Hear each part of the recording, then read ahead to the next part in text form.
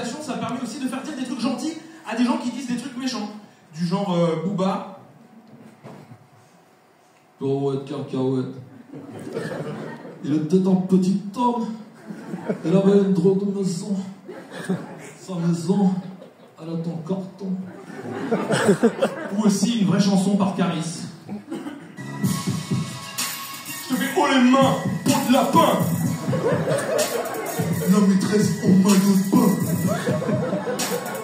Nanana, nanana, nerf. Donne ta boîte à camembert.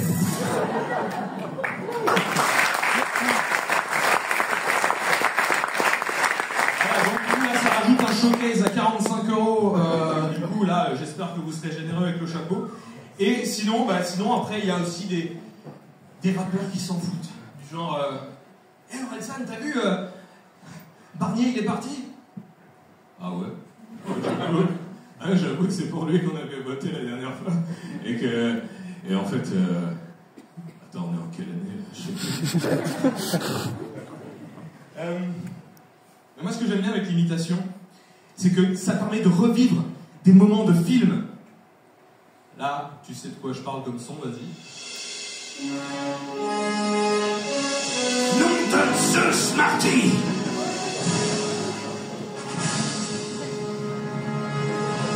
Non, je me trompe, c'est pas lui qui a Parkinson, pardon.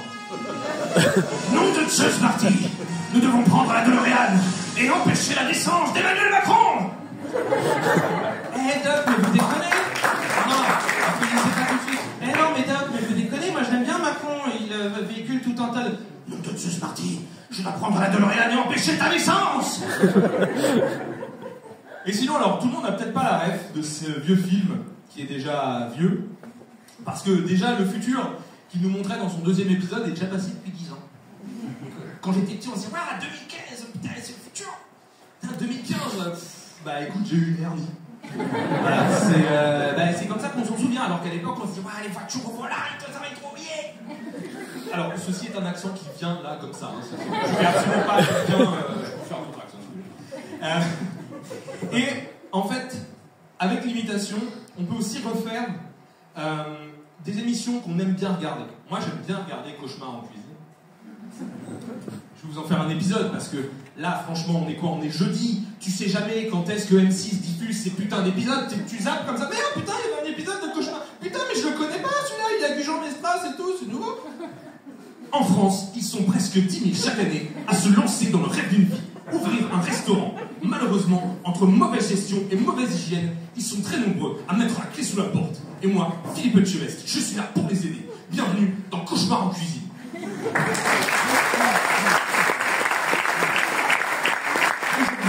Je suis à Gujan Mestras. Ah là là, ça me rappelle vraiment beaucoup ma jeunesse. Qu'est-ce que j'en ai bouffé de la moule à Gujan Mestras. Ah, franchement, je suis là pour aider Philippe et Priscilla qui ont quelques petits problèmes avec leur restaurant. Du coup, là il arrive, il regarde le menu. Du couscous aux escargots. Franchement, s'il y avait une raison pour laquelle ce restaurant est sur le point de fermer, eh ben ça m'étonne pas. Oui, alors c'est vrai qu'en fait, nous, si on a fait appel au chef Estevez, c'est parce qu'effectivement, entre l'abonnement SFR, l'abonnement Orange, l'abonnement Téléphone, on n'arrive pas à s'en sortir, c'est sûr. Alors Philippe, moi j'ai cru entendre que tu étais originaire des îles, malgré l'accent que Ganesh vient de faire. Et du coup, est-ce que tu ne pourrais pas me faire un Colombo? Ah oui, je fais très bien un Colombo, oui. Allez, vas-y.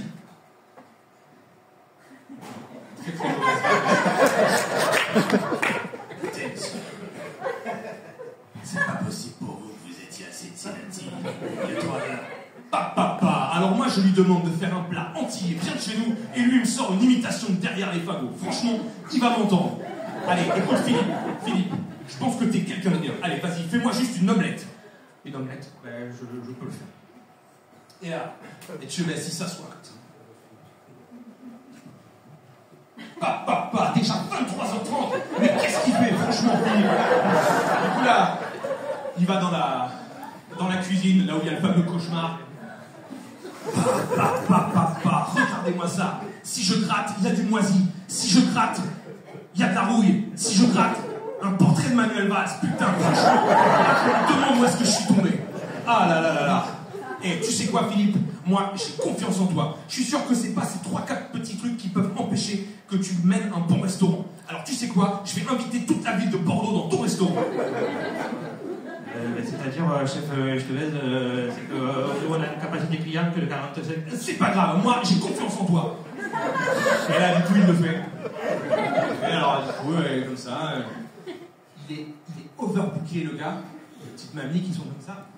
Oui, alors nous, on est là depuis 19h30.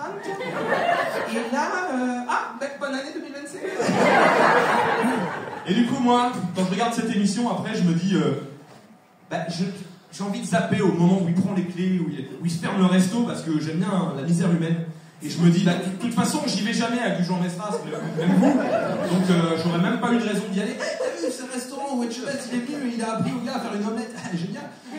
Et donc, en fait, l'imitation, ça permet aussi de donner de la voix à des hommes politiques qui sont très mal imités par les autres imitateurs du milieu. Et je vais remettre cette veste parce que ça sera mieux dans l'imitation. On n'a jamais vu cet homme politique en t-shirt. On ne voit jamais des hommes politiques en t-shirt, en fait. Attendez.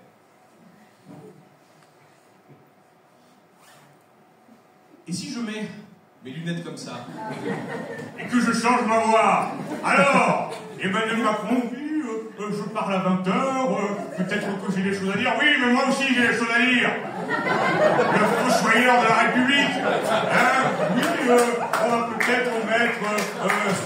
applaudissez vraiment au gouvernement.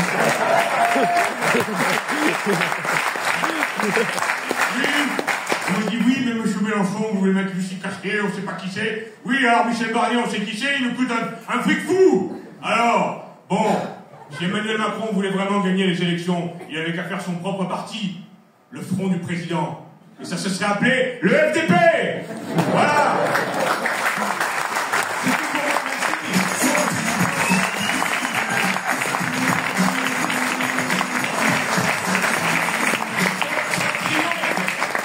Le dernier de cette session qui s'appelle